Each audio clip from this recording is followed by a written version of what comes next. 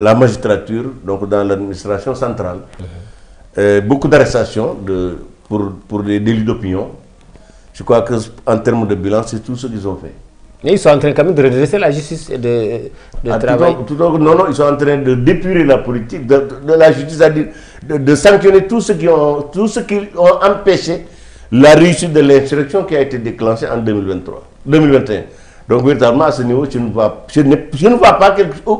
Depuis qu'ils sont là, je n'ai pas vu une seule réforme qui a été engagée par le passé. Tout ce qu'ils ont fait, c'est de remplacer ce qui était là-bas. Et là où ils ne peuvent pas remplacer, ils dissoutent. C'est comme le compte. Donc ça veut dire, ce que vous venez de dire, ça veut dire que c'est une année de règlement de compte. Absolument, c'est tout ce qu'ils ont fait depuis le début, c'est de régler des comptes. Ils ne font que d'abord accuser les gens de voleurs, de tout ce que vous voulez, et de régler des comptes. C'est-à-dire les problèmes des Sénégalais, les gens le passé n'a pas encore résolu un seul problème des Sénégalais. Maintenant, eux, ils sont en train de régler peut-être leurs problèmes en détournant des deniers publics pour récompenser des voyous qui avaient incendié ce pays. En termes de bilan, je crois que véritablement, en tout cas, les 12 premiers mois du magistère de Diomaye sont perdus pour le Sénégal. L'indice de perception sur la corruption a reculé quand même. Oui, mais bon, en général, c'est comme ça. Ça, c'est un exploit. Nous, on avait plus que ça. Nous, on avait plus que ça, finalement, on est dégringolé. Mais je ne vois pas aussi des mesures concrètes de lutte contre la corruption. Parce que...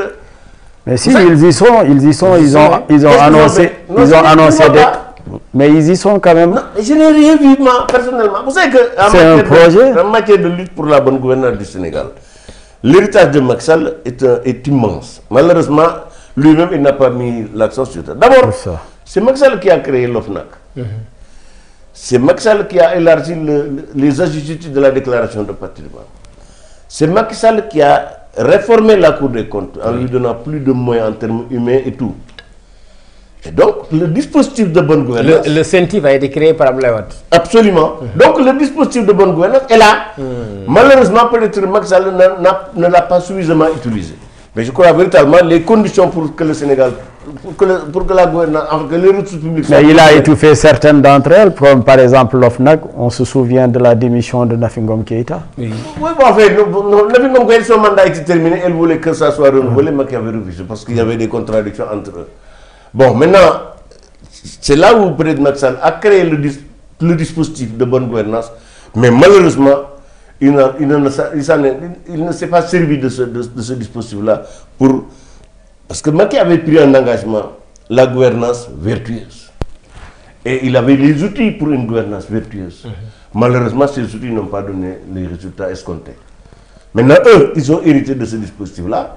Et même la CRI que Macky Sall avait réactivée dans le cadre de la bonne gouvernance, il a réformé. Qui a été un échec. Un échec total. Ouais. Il l'a réformé, qui est devenu maintenant le poursuite judiciaire financier. Autrement dit, le gouvernement actuel a tous les moyens pour que le Sénégal soit bien géré. Maintenant, pour bien gérer les deniers publics, il faut être exemplaire. Ce qu'ils ont fait récemment, en puisant dans les caisses de l'État 5 milliards pour indemniser des voyous, je crois que ce n'est pas un bon signal de bonne gouvernance. Parce que pour indemniser quelqu'un, ça doit relever d'une... Surtout pour l'État, ça doit relever... Ce n'est pas une indemnisation, c'est une assistance. Il y a une nuance. Le 24 avril 2024, en Conseil des ministres, et ça se trouve dans le communiqué du Conseil des ministres, avait pris l'engagement d'indemniser les victimes des tragédies de mars 2021 à juin 2023. C'est lui qui parlait d'indemnisation.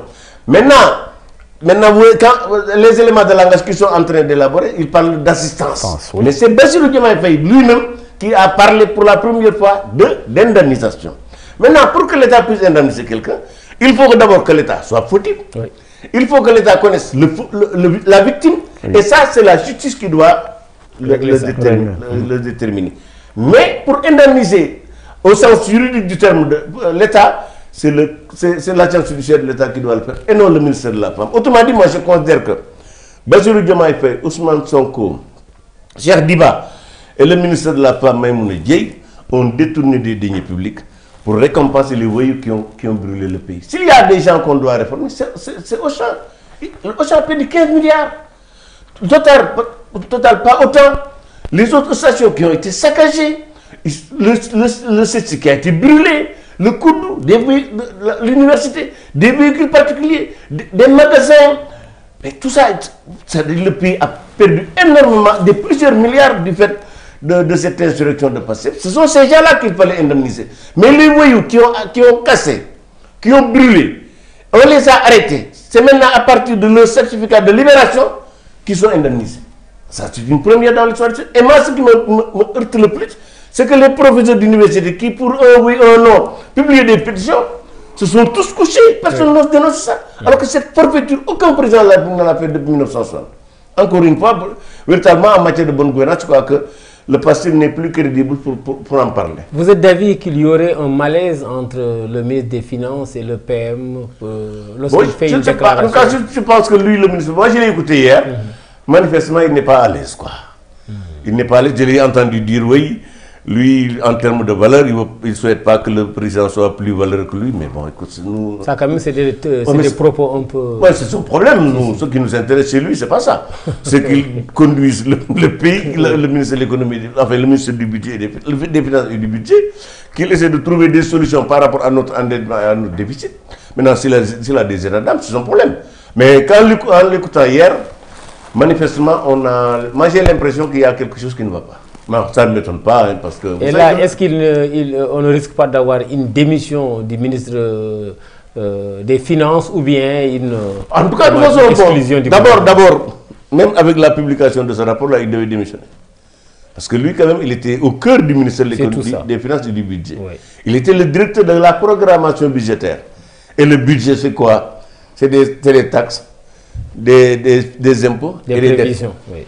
Donc, c'est lui vraiment était au cœur. Donc, si aujourd'hui, lui qui était un des plus proches collaborateurs de Moustapha, et peut-être même d'Amadouba avant lui, et les autres, je crois que si la Cour des comptes dit que la Cour ne parle pas évidemment de falsification, la Cour parle d'écart, je crois que véritablement la leçon qu'il doit en tirer, en tant que ministre, en tant que directeur à l'époque, c'est de démissionner. Mais vous savez qu'au Sénégal, les gens ne démissionnent pas, quoi, et c'est dommage, quoi.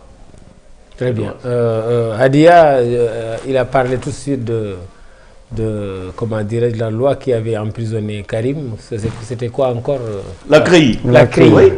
Donc on dit que Moustapha avait des problèmes avec Karim parce qu'il ne voulait pas Karim hérite du PDS ou bien hérite du pouvoir. Est-ce que ce n'est pas Moustapha étant des ministres conseillers, ce n'est pas les Moustapha là qui ont poussé Macky Sall à emprisonner Karim? Non.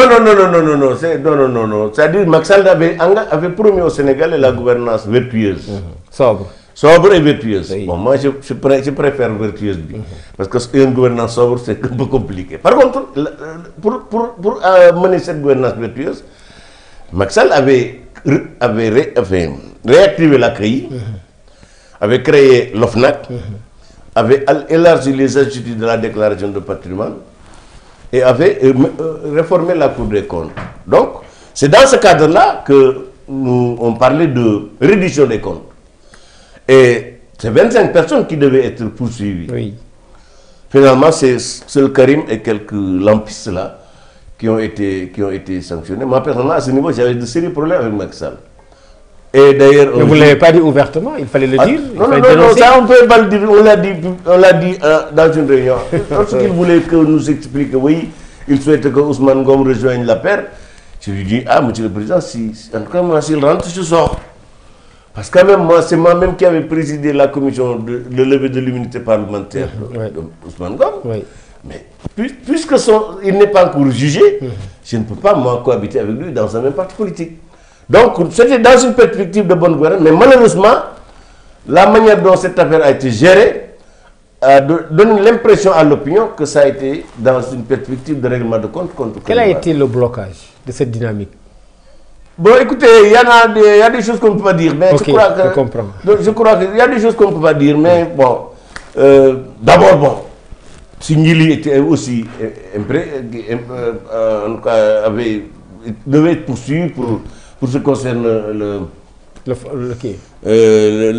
FESMAN. Bon, le président a dit un jour que lui, il ne peut pas en même temps poursuivre Karim et le frère et la sœur. Mais c'était déjà grave, parce que le président de la République ne poursuit pas dans une démocratie avec la séparation des pouvoirs. Donc, en gros, bon, ça n'a pas donné. Or, moi, de mon envoyé, en ce qui me concerne, je crois qu'il fallait aller jusqu'au bout. Mais